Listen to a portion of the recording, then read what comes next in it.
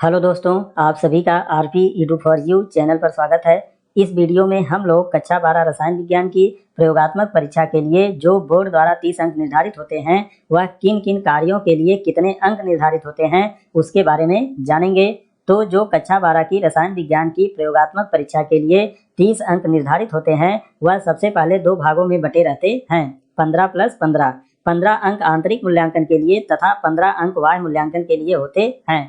अब यह जो 15 अंक आंतरिक मूल्यांकन के लिए होते हैं, इसको जिस कॉलेज में आप पढ़ रहे होते हैं वहाँ का रसायन विज्ञान का अध्यापक देता है, और जो 15 अंक बाह्य मूल्यांकन के लिए होते हैं, इसको बोर्ड द्वारा नियुक्त परीक्षक देता है। तो यह जो प्रयोगात्मक परीक्षा के लिए 30 अंक निर्धारित होते हैं, इसकी प्रयोगात्मक परीक्षा आपके कॉलेज पर वाह्य परीक्षक की उपस्थिति में संपन्न कराई जाती है। अब यह जो आंतरिक मूल्यांकन के लिए 15 अंक निर्धारित होते हैं, यह 3 भागों में बटे होते हैं। इसमें पहला भाग कक्षा रिकॉर्ड होता है, जिसके लिए 4 अंक निर्धारित होता है। दूसरा भाग प्रोजेक्ट कार्य एवं मौखिकी होता है, जिसके लिए 8 अंक निर्धारित होता है। और तीसरा भाग विषय वस्तु आधारित प्रयोग होता है, जिसके लिए 3 अंक निर्धारित होता है। यानी 4 + 8 + 3 = 15। तो इस प्रकार से आंतरिक मूल्यांकन का 15 अंक बटा रहता है।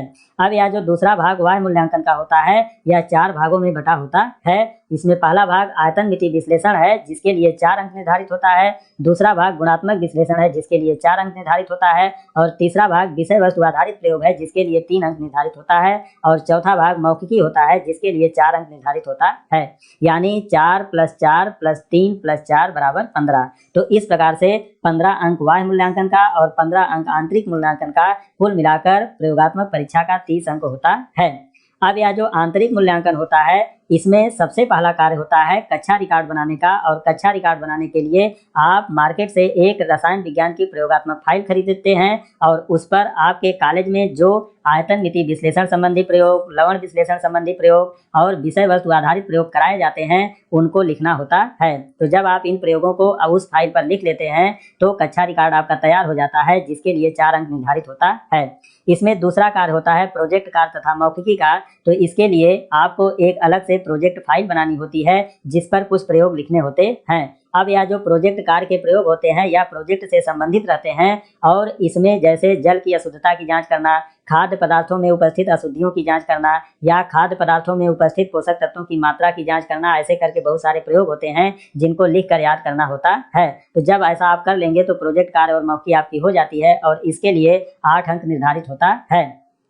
अब इसमें तीसरा कार्य होता है विषय वस्तु आधारित प्रयोग का। और विषय वस्तु आधारित प्रयोग कोर्स में कुछ निर्धारित किए गए हैं, जो यहाँ पर लिखे गए हैं। तो इसमें यहाँ पर लिखा गया है द्विक लवण फेरस अमोनियम सल्फेट, जिसको मोर लवण भी कहते हैं, अथवा फिटकरी, जिसको पोटासियम भी कहते हैं, का विरचन करना। तो इससे 2 प्रयोग बनते हैं। जैसे एक प्रयोग में होता है प्रयोगशाला में द्विक लवण फेरस अमोनियम सल्फेट या मोर लवण का विरचन करना, और दूसरा प्रयोग होता है प्रयोगशाला में फिटकरी या पोटासियम का विरचन करना।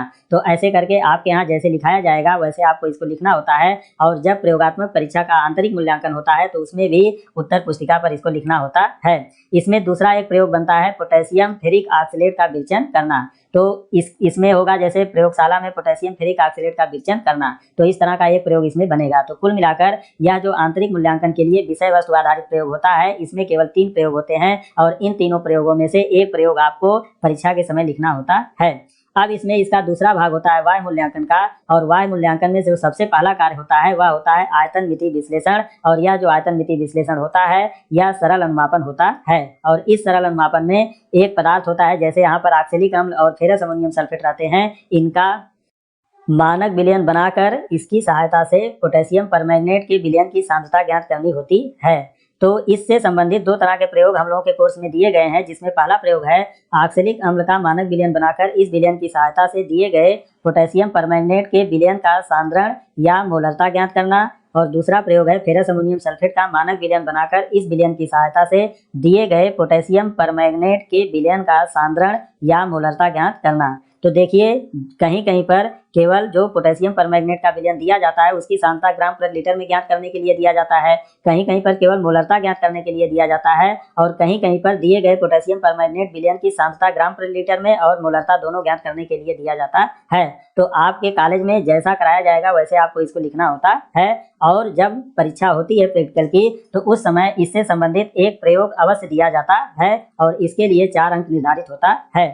अब इसमें दूसरा जो कार्य होता है वह होता है गुणात्मक विश्लेषण का। तो गुणात्मक विश्लेषण में एक लवण दिया जाता है और उस लवण में उपस्थित एक अम्लीय मूलक यानी ऋणावेशित मूलक और एक क्षारीय मूलक यानी धनावेशित मूलक का परीक्षण करना होता है। तो इसमें लिखा गया है कि जल में विलेय सरल लवण से एक अम्लीय मूलक ऋणायन तथा एक क्षारीय मूलक धनायन का परीक्षण करना। तो देखिए एक लवण दिया जाएगा जो जल में घुलनशील रहेगा और उसमें से आपको एक अम्लीय मूलक यानी ऋणावेशित आयन और एक क्षारीय मूलक यानी धनावेशित आयन का परीक्षण करके इसको लिखना होता है। इससे संबंधित भी एक प्रयोग परीक्षा के समय जरूर दिया जाता है और इसके लिए 4 अंक निर्धारित होता है। तो यहाँ पर कुछ अम्लीय मूलक और क्षारीय मूलक बोर्ड द्वारा हम लोगों के कोर्स में निर्धारित किए गए हैं। जैसे अम्लीय मूलक यहाँ पर दिया गया है carbonate ion, sulphide ion, sulphate ion, nitrite ion, nitrate ion, chloride ion, bromide ion, iodide ion, phosphate ion, oxalate ion और एसीटेट आयन। तो यह जो अम्लीय मूलक होते हैं यह सब ऋणावेशित होते हैं, इसको आप इसमें देखकर समझ सकते हैं। और दूसरा जो क्षारीय मूलक होता है इसमें है जैसे अमोनियम आयन,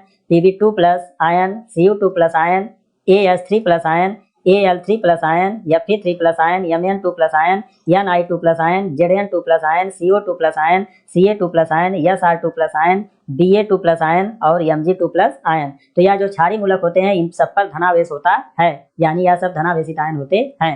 तो एक प्रयोग आपको इसमें से दिया जाता है जिसमें एक लवण दिया जाएगा जिसमें उपस्थित एक अम्लीय और एक क्षारीय मूलक का परीक्षण करके आपको लिखना होता है। परीक्षा के समय निश्चित रूप से इसमें से एक प्रयोग दिया जाता है।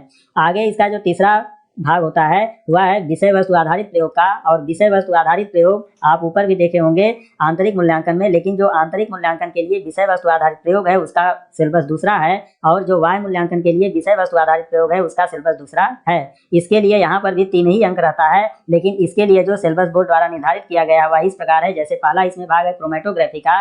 तो क्रोमेटोग्राफी में है पेपर क्रोमेटोग्राफी द्वारा पत्तियों एवं फूलों के रस से रंगीन कणों पिगमेंट्स को अलग करना तथा आरएफ मान ज्ञात करना। यानी पेपर क्रोमेटोग्राफी की सहायता से जो पत्तियों और फूलों के रस होते हैं उसमें जो रंगीन कण यानी पिगमेंट्स पाए जाते हैं जिनके कारण पत्तियां और जो फूल होते हैं वह रंगीन होते हैं, उनको अलग करना और उनका आरएफ मान जो होता है इसका पूरा नाम होता है रिटार्डेशन फैक्टर। तो रिटार्डेशन फैक्टर को ज्ञात करना होता है। आगे इसमें दूसरा इसका प्रयोग होता है 2 धनायन वाले अकार्बनिक मिश्रण से घटकों को पृथक करना। यानी 2 धनायन वाला अकार्बनिक मिश्रण दिया जाएगा, उसमें पाए जाने वाले जो घटक होते हैं उनको अलग करना होगा। तो इस तरह का प्रयोग होगा। और इसमें दूसरा जो भाग दिया गया है बी, इसमें दिया गया है कार्बनिक यौगिकों में उपस्थित क्रियात्मक समूह का परीक्षण करना। तो जो कार्बनिक यौगिक होते हैं उसमें विशेष प्रकार के क्रियात्मक समूह पाए जाते हैं और उन क्रियात्मक समूहों का परीक्षण इसमें करना होता है। तो इसमें हम लोगों के कोर्स में जो क्रियात्मक समूह रखे गए हैं वह है असंतृप्तता, alcoholic OH, phenolic OH, aldehyde यानी CHO, कीटोनिक यानी CO, कार्बोक्सिलिक यानी COH, एमिनो यानी NH2। लेकिन जो एमिनो समूह रहेगा वह प्राथमिक एमिनो समूह रहेगा। तो इस तरह से यह जो कार्बनिक यौगिक होते हैं उनमें पाए जाने वाले इतने क्रियात्मक समूहों का परीक्षण हम लोगों के कोर्स में रखा गया है। इसमें प्रत्येक क्रियात्मक समूह के लिए एक अलग प्रयोग बनता है। आगे इसमें तीसरा खंड सी है शुद्ध अवस्था में कार्बोहाइड्रेट वसा प्रोटीनों की दिए गए खाद्य पदार्थ में उपस्थिति की जांच करना। यानी जो खाद्य पदार्थ होता है उसमें कार्बोहाइड्रेट वसा प्रोटीन की जांच करने संबंधित एक प्रयोग बनता है। तो इस तरह से जो विषय वस्तु आधारित प्रयोग होते हैं उसमें यह A, B, C 3 खंड होते हैं और इसमें इतने प्रयोग होते हैं। अब इसमें से जो आपके कॉलेज में कराया गया होगा उसी में से एक प्रयोग निश्चित रूप से आपको परीक्षा के समय दिया जाता है। इसके लिए 3 अंक निर्धारित होता है। अब यह वाह्य मूल्यांकन का चौथा भाग होता है वाइवा यानी मौखिकी, जिसके लिए 4 अंक निर्धारित होता है। तो इस तरह से जो प्रयोगात्मक परीक्षा होती है उसके लिए यह पाठ्यक्रम होता है जिसके बारे में आपने जाना।